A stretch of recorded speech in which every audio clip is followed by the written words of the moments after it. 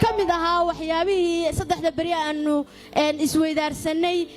terminologies-ka ereyada haween gabar iyo dumar halkii ay ka yimaadeen asal ahaantooda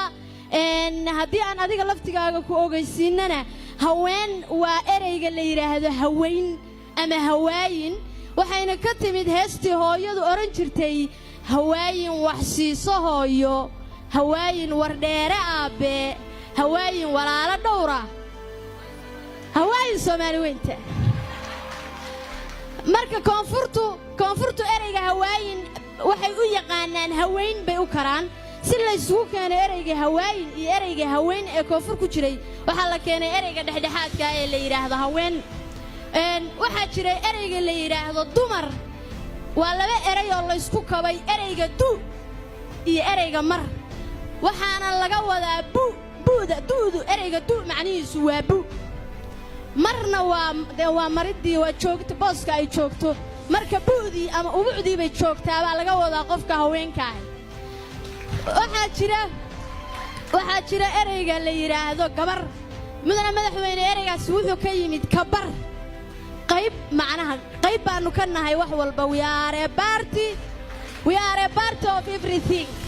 wax walba qayb baanu ka nahay we are a part of development so haddaan wax walba qayb ka nahay waa inaan wax walba wanaaga maadaama dhibtii aan qayb ka nahay xalinteedii dheeftiina inaan qayb ka noqono helitaankeedii waxay ka mid ahayd waxyaabihii meesha lagu gorfeeyey haddaan tusaale u soo qaadano maansooyinkii loo adeegsaday ereyadaas waxaa ka mid ahaa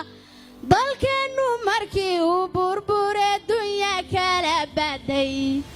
umuladaxu markii uu dhiciyo sadad qaalatowga afka iyo labada daan markay durug fogsi gaadhay markii dalal kale loo tagay cayrta daba hayso markii ay damtiri rajadu lana diqoobayay dumar batalkanu kooco dib ugu afoobay iyaga damiyey colaadihii qiiqu dabayaalay iyaga dahabyada u gaday dalab heshiiseedka iyaga diricyada u gado daribna soo loogay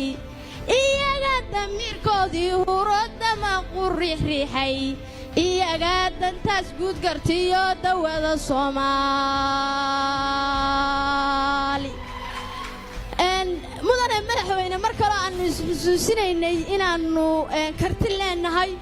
ragga inaannu ka awood badannahay maaha aanan ka awood yarayn laakiin aanu ku mashquulnay intaan iyaga soo dhisaynay waxaannu nidhi annaguba libaaxyaannu nahay haddaan luqunta taagnaaye dumar laylyan baan leenahoon lidnima aqoone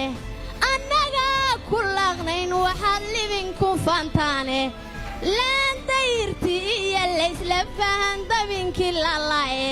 tartan baa la loolamahayaa laylkan dabadeed